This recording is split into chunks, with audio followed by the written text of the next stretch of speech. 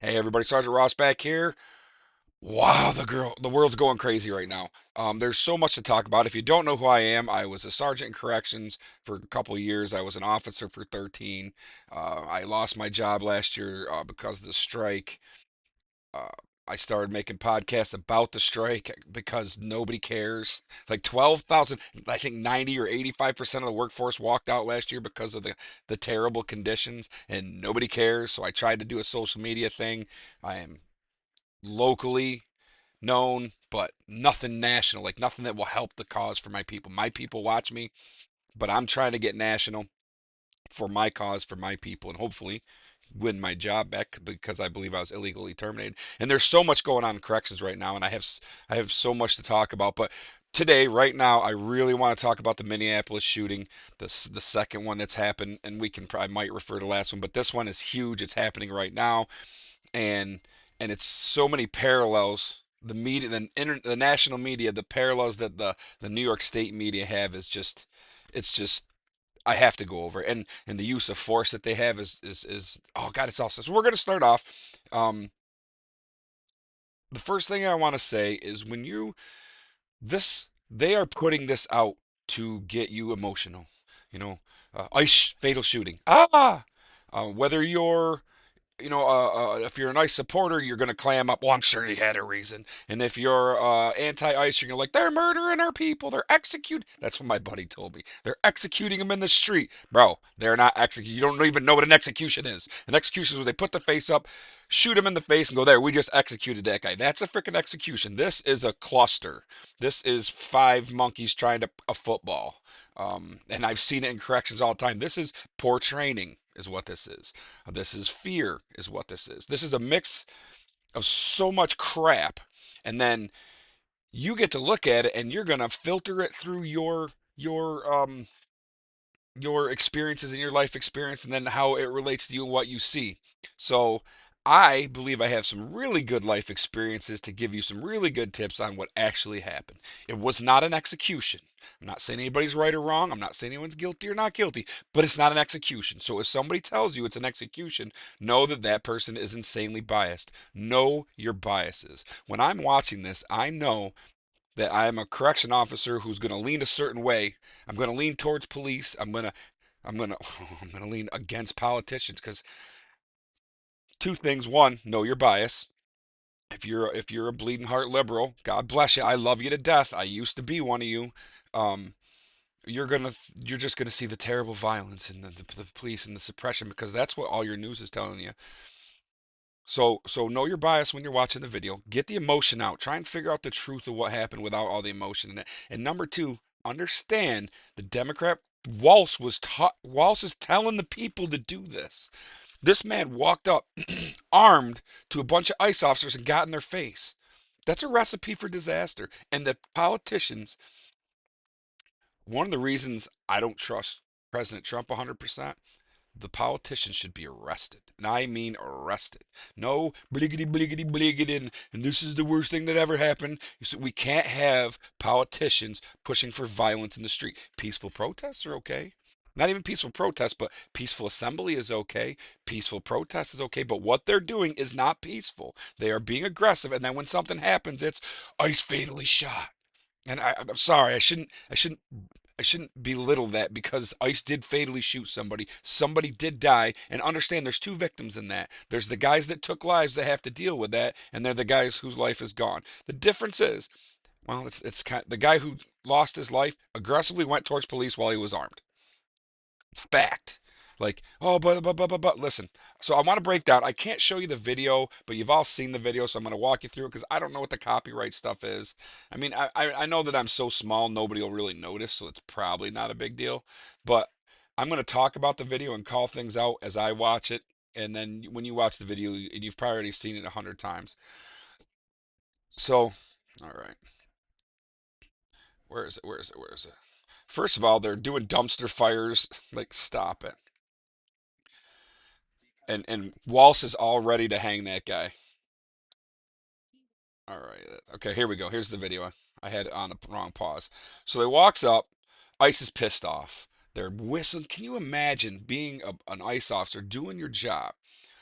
I can't imagine what they're doing is illegal. I don't believe ICE will do it. I'm not a lawyer, but the people on the left are going, they don't have the right to take people, blah, blah, blah, blah. Whatever, dude. They're getting rid of illegal aliens. And side story, I was blessed. Somebody put my name into some French reporters, and they wanted they wanted a Trump supporter, which I am mostly a Trump supporter. I used to be pretty hardcore. I'm kind of backing off a little bit now, but uh, who believed in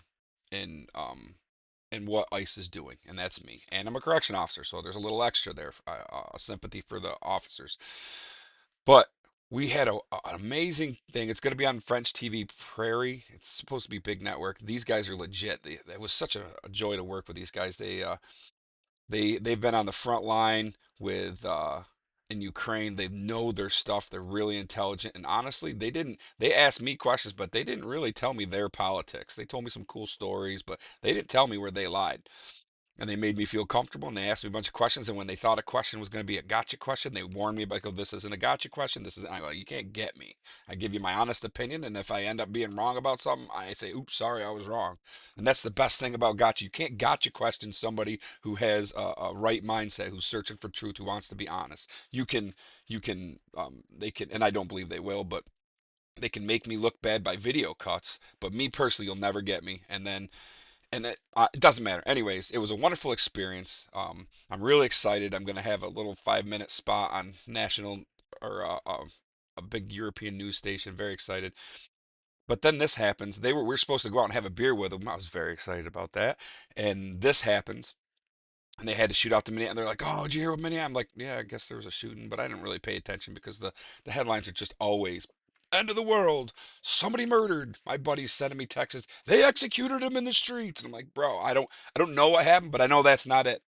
I know there's more to the story. I know there's nuance. I'm not gonna get all emotional." So then I watched the video the first time, like, oh, oh. First thing was that looks like corrections. And second thing was that looks bad. It looks bad, and even with a right leaning, a police leaning um, perspective, my thought was that looks bad.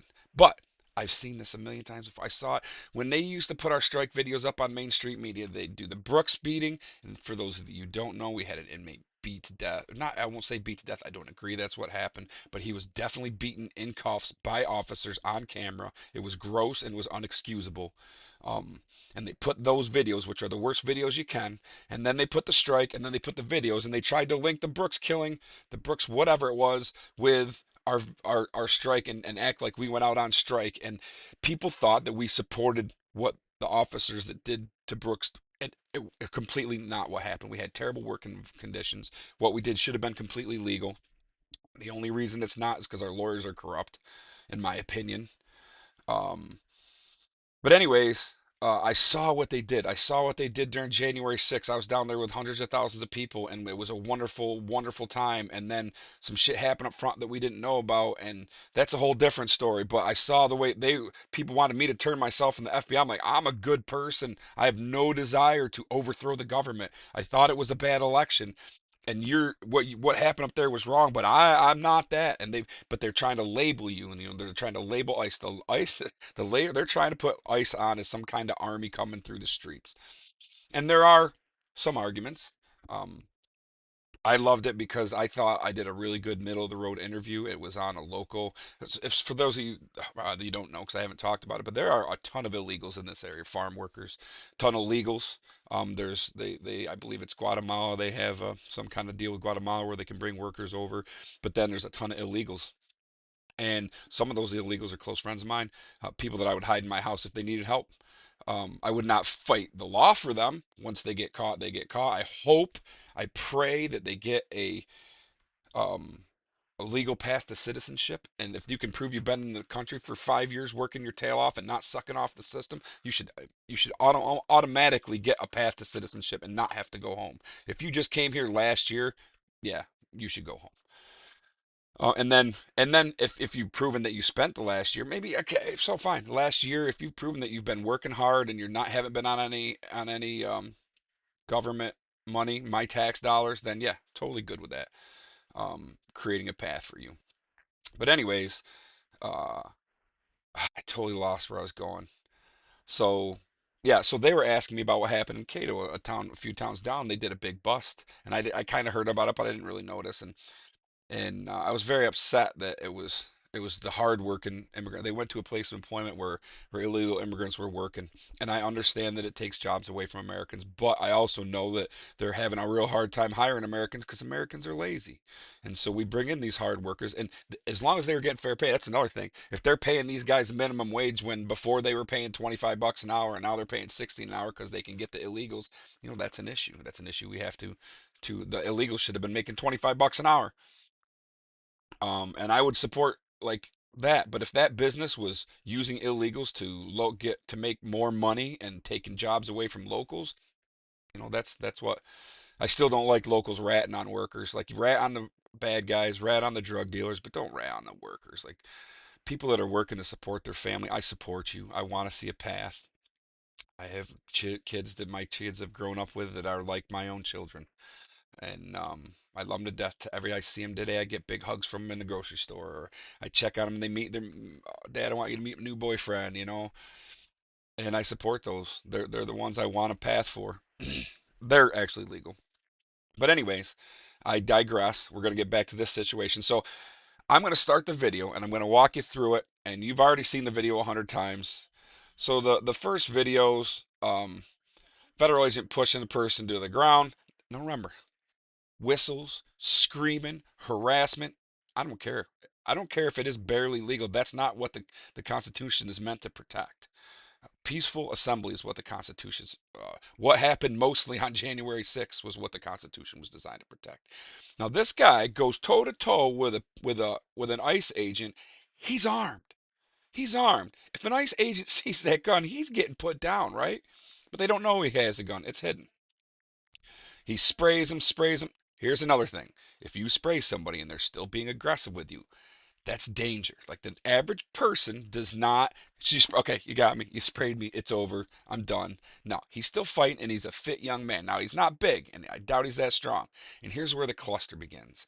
And my backstory. So I spent probably my first 10 years as a correction officer just staying out of the way. Like if the code goes, I'm running. I want to be the first one there. I want to be in it. But I de-escalate everything. I don't want to do paperwork. I don't want to risk my pension. I was 36 years old when I got in corrections, and all I want to do was retire in 25 years. I wanted to do my job enough so that nobody else had to do my job. I wanted to be good enough so that I got your back, but don't bring me on extra. I'm not going to do extra shit. I just want to retire. And most of my problems in my first 10 years, because you can't always de-escalate. I'm the master of de-escalation. I'm a 6'1", 350-pound teddy bear, and I usually between my size and my attitude and my confidence, because I have done some physical things. I played football. I was an infantry soldier. I was a bouncer. I took jujitsu for a year. I took some martial arts in college, so I have a certain amount of confidence in my physical abilities. I didn't carry a stick. I had so much confidence. Some might call that arrogance or foolishness, and it bit me in the thumb a few years later. But anyways, uh, but I could handle myself, and most of my issues were handled in a matter of seconds. Any guy that I couldn't talk down, I put down, and almost never using strikes. And never once did I use a baton, right? So then I became a sergeant, and I started getting into more situations you can't control, problems that other people are starting, you got to go clean it up. And often you're getting multiple staff who aren't trained. So there's a group called CERT, and they're like your SWAT inside the prisons. I hate to call them SWAT because they got big heads and they're arrogant little shit sometimes. But there are SWAT guys, and so but they're trained how to group. So when what is it, 5 guys I think, CERT guys go in. The first guy's a shield guy. He's carrying a shield. The second guy's has a certain job. He maybe gets the right arm or left arm. I don't know. I was never CERT, but I know that they're trained on how to handle these situations. And when I got into those situations, I realized, first of all, you only need 2 or 3 guys 90% of the time. The fourth and fifth and sixth guy do this cluster right here. Nobody, you can see this. You get tunnel vision. I've been in. I got my thumb bitten off with 5 dudes that were uh twice the size, not twice, but all bigger and stronger than the inmate. The inmate was psychotic, and it was just the biggest cluster, and I was so angry because I never blame the inmate for biting my thumb off. And again, if you watch my things, I'm a big system guy. Edward Deming, look him up, he's phenomenal. But it's always the system. And we had five guys that weren't trained, five guys that probably didn't have any grappling experience, and we were in close quarters where strikes are not very useful. And the dude did, so I stepped in. I can't talk a lot about it. I'm a little worried. You're not supposed to talk about this kind of stuff. It's still fairly recent, but I'm just gonna say I stepped in to use my typical force where I push him, grab him, hook him, and dude tried to gouge my eye out, freak me out, clawing at it like a woman, screaming. Sorry, ladies. I know there's ladies out there that are tougher than me. It's my old school mentality. I apologize, but I scream, and everybody goes, and I reach in and grab him, and it's just this huge, just like this. Like nobody knows what anybody else is doing. He gets loose and starts choking me. We're all pepper sprayed, no one can see. Because remember, once he throws that pepper spray out, everybody in that area is getting affected. And you know who doesn't get affected? Psychopaths. And that's a fact. Psychopaths aren't affected by pepper spray, but the average person is affected by pepper spray, and the officers are always affected by pepper spray. And I'm not going to give any more details, but in that melee, the inmate got loose and put me in a chokehold. And when I went to break the chokehold, he bit my thumbnail off. But I was never mad at that inmate. Um, I never struck that inmate. I was mad at the system because, A, as a sergeant, I shouldn't have had five people, and we didn't need five people. Five untrained people, to me, are worse than if you have three strong men. I would rather have three men in there doing it and then bring people in if there's a problem because it just ended up we were fighting each other. You're pulling against him. You only see your part of the battle. And you don't have an assignment like CERT. You're not trained for it. We're basically pulling against each other. Um, I don't even like strikes in a situation like that, but you don't understand, or a lot of people don't understand, that grappling is an art. Grappling is a wonderful. Once you take a jujitsu class, and I took it with my daughters and my brother and his kids, we did it for a year. It was a wonderful experience. And we'll talk about a workout, best workout ever. It was my best football years too because I was in better shape than ever. But uh, once you learn the resistance and to grapple and to do moves and you get a little bit of confidence what you can do, if you'd have had one trained jujitsu officer, that's all you would have needed for that inmate that bit my thumb off. That's it. One trained jujitsu. I would have fared better by myself than with five guys that aren't trained to work together. All those guys individually were tough individuals, but they weren't trained to work together. They never trained as a group to work together. And it just and I saw it a bunch of times where I actually started just putting two guys in and then I would follow them into a cell if there was an issue. Uh, and I could be like the difference maker if we needed it. And also, the more people, not everybody, so you got your aggressive guys that are going in first, and then you got the guys in the back who are going to go in because it's their job but don't really want to be there, right? And when I see this, I see like that dude hitting the guy that's doing the strikes. I've seen it in corrections. Like he doesn't know what he's doing. The strikes are in. It looks like he's stringing. He's not doing any damage to the guy. Those punches were not doing any damage. He's not helping the situation whatsoever. Uh, And to me, that says he doesn't really know what to do. So he wants his boys to see that he's doing something. So he can say, yeah, I was swinging on. The story later on was, I was swinging on that guy. He was resisting. I was swinging. But in effect, he was like just not doing anything. And that's a training issue. A jujitsu. First of all, if all five of those guys were trained well in like a year of training in jujitsu, they would just watch one guy take him down and just stand there and see if he needed help. When you got five officers doing the job of one or two officers, it's lack of training, in my opinion. Also, though, I have to say this.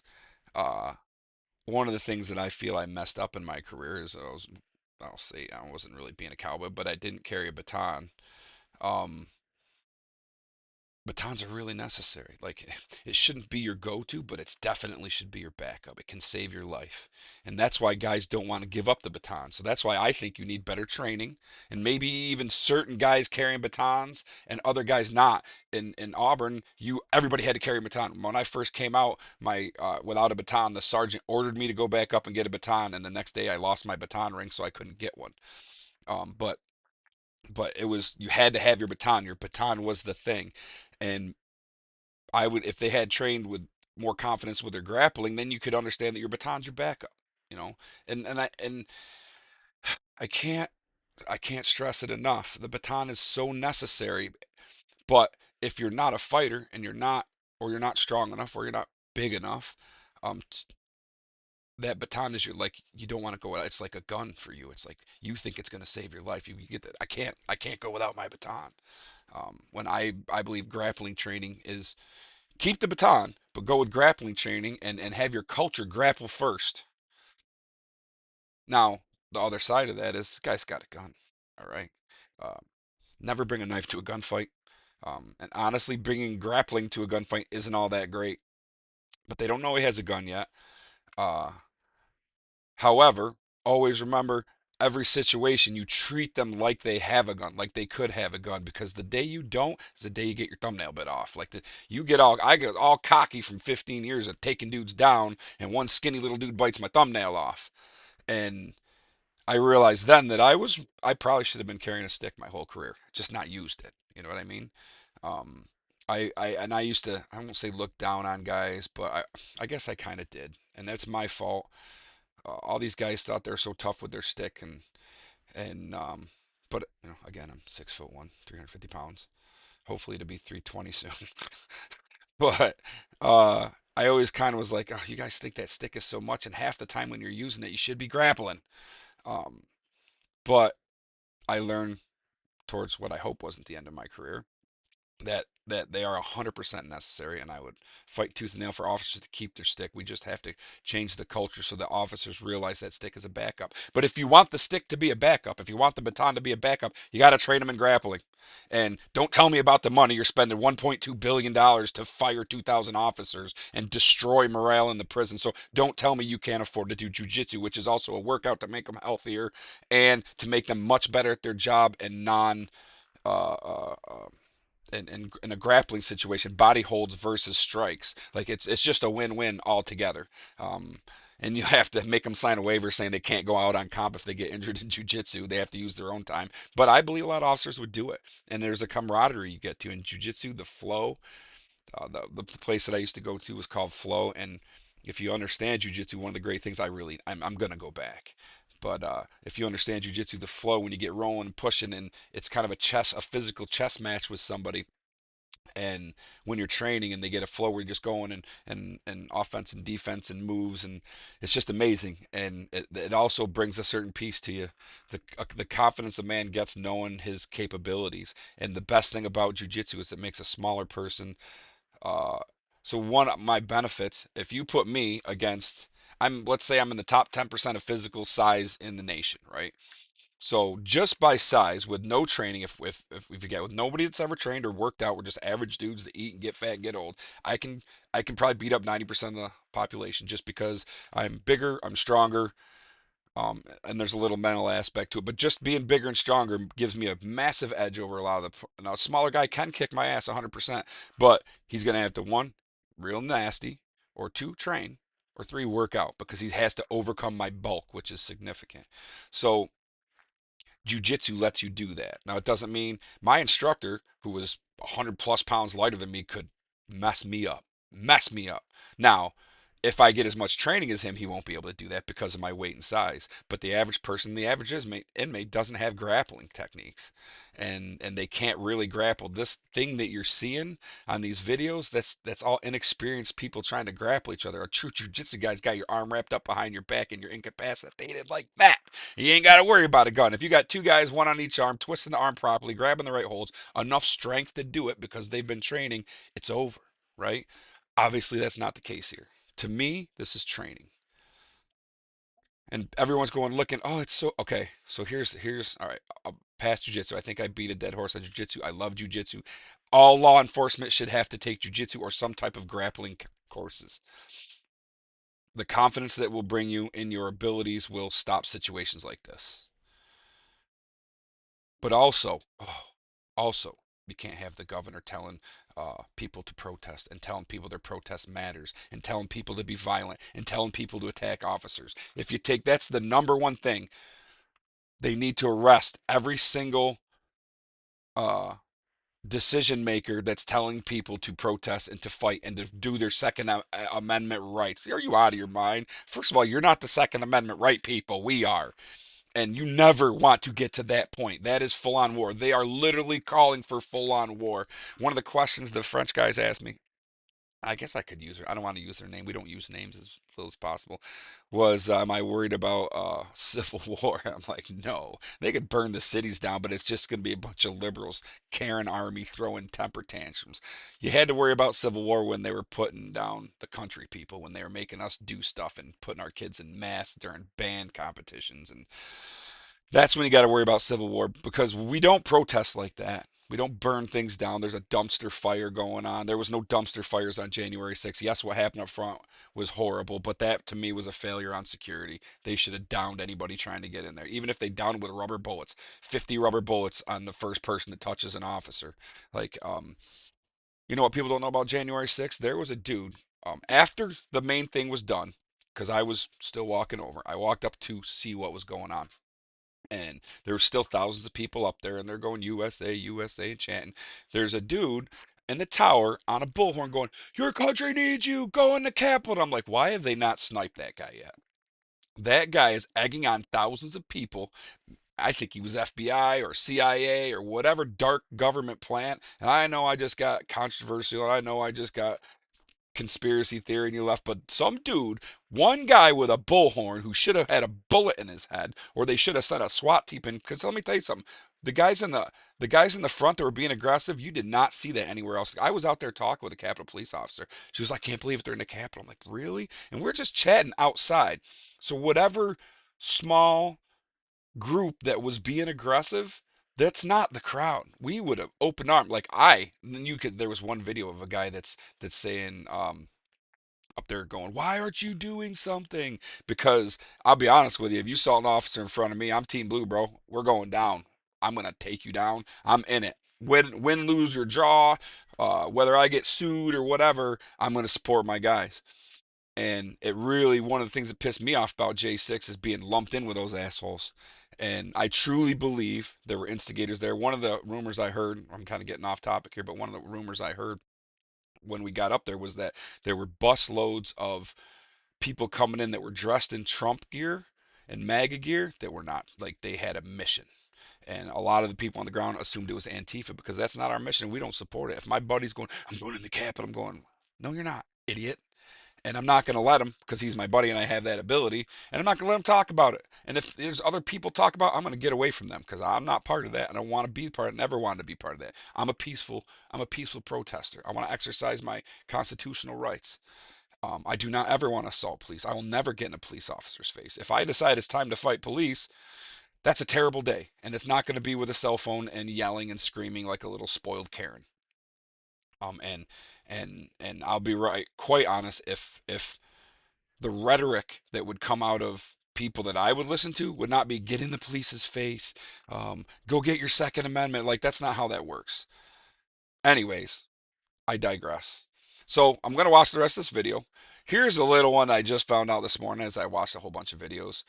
One of the ICE officers with a terrible coat pulls the gun out and runs away. Now, it is very easy for you to look at that and go, "Oh, he's disarmed." Mm. So, when you're in that melee, you're looking at the one arm. You don't know. All you know is somebody called gun because everybody's there, right? And then you didn't see the gun go out the other side. You don't know that. They might even have been yelling at it. When you get in that melee and you're pepper sprayed and you're trying to fight through this and you got whistles and everything, that's nothing. It's not like they get to just chat. They're not in a prison in a safe, well, safe environment, but an environment, a controlled environment. No, they got 50 people whistling and making chaos and making it 10 times worse, all so that they can blame ICE when something wrong goes bad. So the guy gets the gun out, but it doesn't look like they know the gun's out. The guy's still fighting on the ground. If he reaches in, if somebody sees a magazine, anything, boom, and you can tell they did it because once they shoot, they all start shooting them. That's the rule. Once the bullet's out of the gun, it's preserve your lifetime. Somebody felt threatened. They're all going to get away with this. I believe that 100%, and I believe they should get away with it. But you see him backing up and shooting the guy because since somebody shot, that they mean They believe they were scared. They could have seen a magazine. There was two magazines the guys had. If he reaches in, they see the magazine coming out of his hand that looks like the bottom of another pistol. Boom, shots fired. Um, I'm not saying what they're doing is right. I am. God damn it, I am. It looks to me like it's a cluster use of force. The chaos that I see all the time in the prisons that comes from bad training. Um, the situation is magnified by terrible politicians that are trying to uh, incite violence and civil unrest. And the mainstream media, God, if you haven't learned anything in your adult life, mainstream media is a psyop. They're controlling your emotions, left and right, Fox and CNN. They're controlling your emotions to get control of you, to get you to do what they want. That's what they do. Find a podcaster that's truth. I like Tim Pool. Him and I are growing apart because he's turning into a. He really is kind of being inflammatory towards civil war, in my opinion, but he's still got a great mind and he still breaks situations down logically. He seems to be angry these days. I don't know if he's stressed out. I kind of started watching, but honestly, I started doing my own stuff. Um, I loved Candace Owens after the Charlie Kirk. If you watch the progression of Candace Owens after the Charlie Kirk, it's a very logical, understandable. If you take her clips out of context, she's a nut job. But what I do believe about Candace probably is that she's honest and she's trying to look for facts. And these people like Tucker's kind of gone off the rails. But I take people that I don't believe are trying to push a narrative. I watch people that are searching for the truth. And honestly, I kind of grew away from Candace a little bit, and I grew away from Tim Pool, and I grew away from Tucker. So I'm doing my own. Um, so I've been putting my effort in trying to get better at my craft, and so I can give you guys a podcaster that truly wants the truth, um, that wants to make things better in the world, and I think one of the problems we have is you pick a path and you support that narrative. I'm gonna pick a path, and my path is peace, and I want to support. So how, when I look at this, how do we solve this problem? I don't want to. Okay, I don't want to focus on the act. I want to focus on solutions. One, Democrat politicians have to stop calling for war. Gotta happen. You should all be drug out in the street and stoned. Anyone that's trying to create civil unrest in this great country of ours is not for our country, and that includes.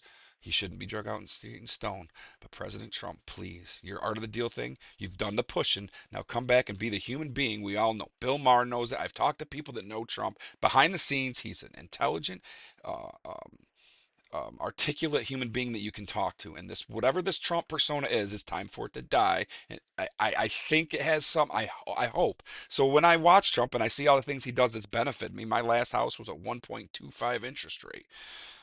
Use my veteran points for that. But uh, also, if you're a veteran and you're getting your house, make sure you use your points. I forgot now, but I was tipped off that the they'll act like the points aren't that because they whatever they'll act like the points aren't that important. But specifically for veterans, use your points when you're buying your houses. Look it up. I'm not lying. But President Trump has to start being the middle ground. He has to stop because right now we're to the point where it looks to me like maybe he's just gaslighting so that he can control. And we have to get away from that. That's the old system. It's time for a new system. So when I see this, the first solution we have, the first part of the solution is Democrats not calling for violence and their own people. You people. Last night I went to the to meet Bruce Blakeman and he did a little thing in Auburn and there's people outside with a sign saying Claudia Tenney is a fascist pig. Listen, oh my fucking god. First of all, is Rosie O'Donnell a pig? Because I thought it was bad to call women pigs. Is it okay if you put fascist on there? And second of all, do you know what a fascist is? Like, a fascist is a real thing and it's really evil. And she just has opposing views from you. She's not a fascist pig. You're not a fascist if you don't want people who aren't your citizens and who are illegal out of the country. That doesn't make you a fascist pig. A fascist pig is a vicious statement. It is, to me, it is the left version uh of Trump calling Rosie O'Donnell fat, um, a pig, whatever. It's just it's not helpful. It's inflammatory language and it's not true. That's the worst part. Be honest. Like the worst part of that lady's sign was actually worse. And I have to be careful because I have Hochul what is it we call it? Trump derangement system. I have Hochul derangement system. Every time she says something I just get angry. But you know, in all fairness, she did destroy my life. And pay $1.2 billion for National Guard to come in and do my job for 18-year-old kids to go do a job they can't even do, and get food brought in by Grubhub and pay for their hotel stays and all that crap. But I realize when I talk about Hochul, and you're going to see me talking about Hochul, that I have a bias, a very severe bias, and I try not to because that's going to get in the way of us finding solutions. So, number one, Democrats stop talking shit. Number two, media stop, and you can't because it's all the same thing. They're all just trying to get your emotions up so they can manipulate you. So, I would say media stop framing it in an immediately negative light. Let's see what happened first. Get a breakdown. Don't get some a-hole ex soldier on there because he's a soldier who's going, oh, it looks to me like they murdered him. Well, you're an idiot. Um, First of all, our ICE officers are human beings with families doing a job. So we got to give them and their families the fair a fair they got to you got to look at it fairly. You got to set aside your bias and look at the facts of the situation. My buddy told me they're executing people in the street. It's not what happened. There was an execution they bring it out, they show you the person, they execute him. And there, now you know if you mess with us you die. They wrestled, he fought. You know who doesn't get shot? People that follow directions from police officers. Like you don't get shot. They don't go, oh, you put your hands behind your back and cuff, bang. That's an execution. That's an actual execution. This is somebody walking up to, oh my God, walking up to a cop with a gun and getting in his face with your camera. That's what you're doing. They're trying to make this like it seems surreal. It seems fake.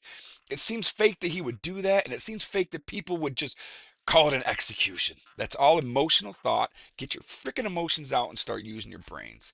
And then the rest, I see a whole bunch of crappy training. Not that these guys don't have certain, they're definitely trained in shooting. Good shooters. You see them backing up shooting, but they're not trained in grappling. They're not trained in group techniques. And if they are, they need different training. Get these guys in jujitsu. You grab that wrist and you twist that arm back, he got nothing. Um, and you got to have the knowledge. You got to have the strength. There is something to be said. Usually, guys resistant police, their adrenaline's up, and they are harder than hell. Uh, they can they can be hard, especially if they're fighting for their life and they believe their life's in danger. They get a little bit of super strength, or if they're on PCP or whatever drugs, they do that too. That's insane.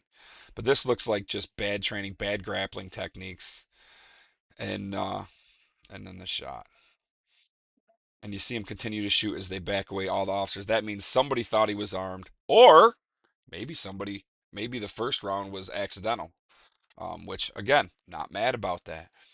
The guy had a gun. The guy was in police officer's face. The crowd was harassing them with whistles. They create the imagine was that Owen Wilson and uh, what's that movie with the meteor and Aerosmith's daughter and Bruce Willis. He goes, okay, so the worst situation imaginable. Okay, I get it. The worst situation. Yeah, that's what the Democrat politicians have made for ICE agents because they're removing illegal aliens from our country.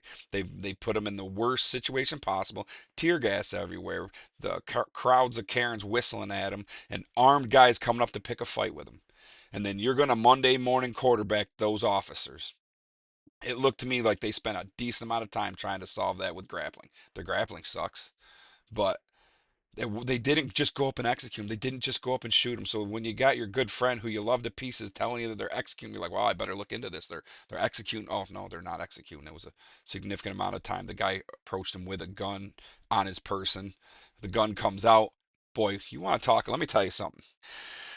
Now, obviously, I never had to worry about guns in prison, but when you're in a center room and somebody says he's got a weapon, try using your logical mind when somebody says he's got it. You're thinking, I'm going to get stabbed in the face. I'm going to get my throat cut. I'm going to get AIDS on me. Um, you, like, you got to be like a special forces operator to keep your head. You're just a regular dude and you're strip frisking a guy and he reaches in his butt and pulls out a weapon that's covered in feces. And you're like, boom, like it's gone. There's no more rules. It's get him down as fast as possible. And the emotions are insane. And and you're going to Monday morning quarterback with no experience. You've never had your life threatened. You've never had a man with a gun come up and get in your face. You've never had 50 people whistling and yelling and screaming at you like a bunch of animals with their emotions through the roof because the politicians are pushing them. And you send our officers into that, and then you're going to second guess them.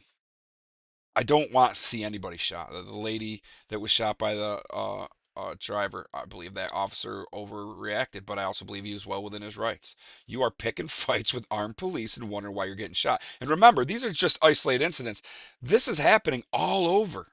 Hundreds and hundreds of interactions every single day where the people are getting officers' face and the people. One dude has a bad day because his wife was cheating on him, and shit happens. And I'm not saying that's okay, but I'm saying that's the way it works. You want to be aggressive and nasty with police, and then when something happens, you're playing with fire, you get burned, go, oh, I got burned. Bro, don't play with fire.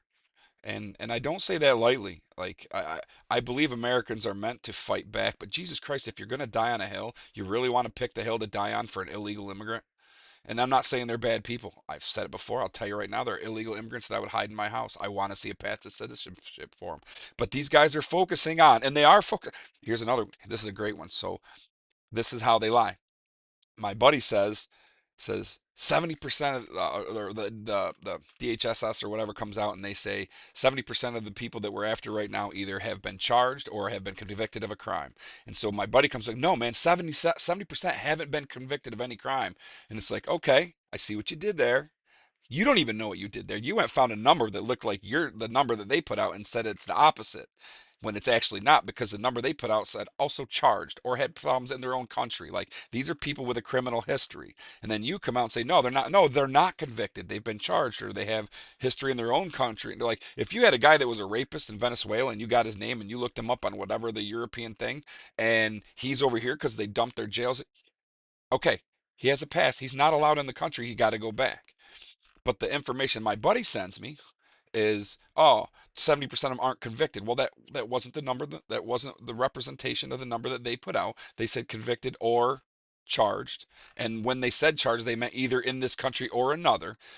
And so my buddy, who's thinking he's in the right and the government's evil and Trump's taking over the streets and doing all this stuff, is uh, dead ass wrong. It's a fake number.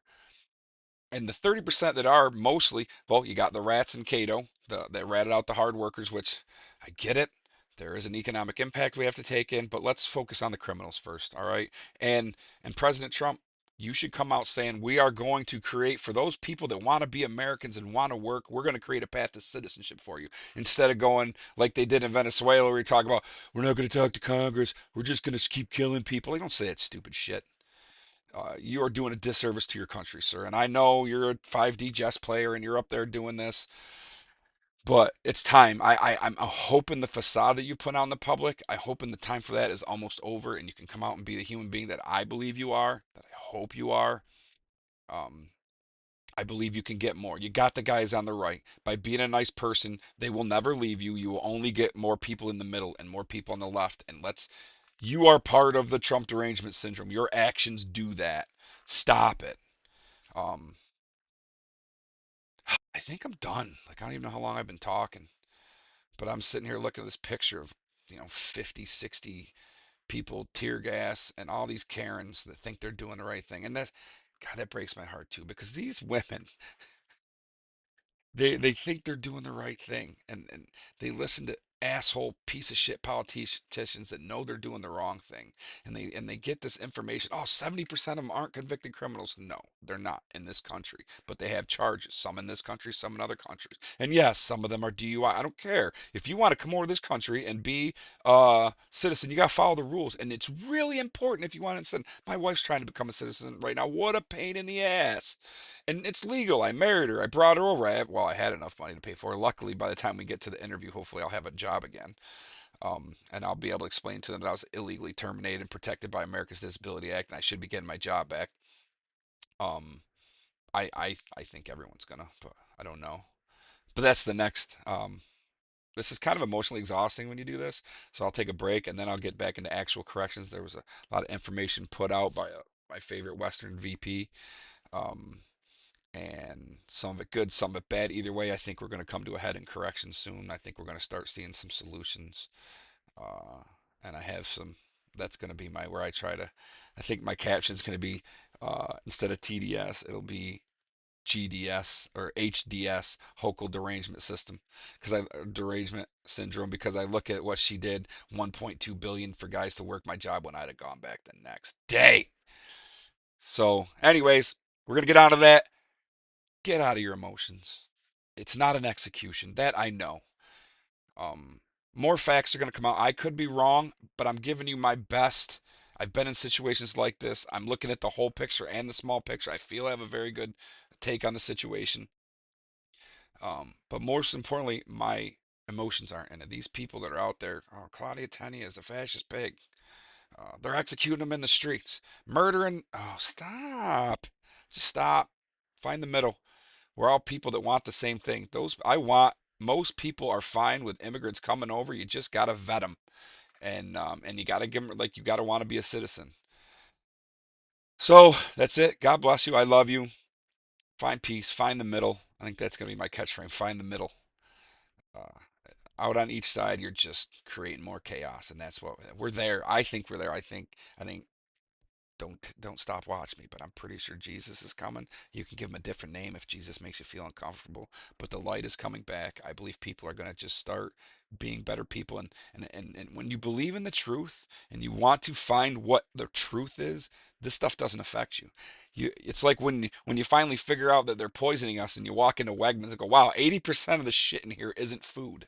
And I love my Doritos, but they're poisonous and they're terrible for you and you can't survive on them. And once you realize that, you walk in there and yeah, I'm still fat. I get it, but I'm a healthy fat. Uh, and but I walk in now. I know that it's all poison. That my whole life I've been just down in poison, thinking it was not good for you. But no, it's actually poison. It's got chemicals in it, and it's terrible. And then once you do the same thing with media, and everyone's screaming at you that they're executing people in the streets, and you're like, okay, stop. What is the truth? Obviously, all of you are lying. What is the truth? So search for the truth, find the middle. God bless you. Have a wonderful day. Hold on a second and stop recording.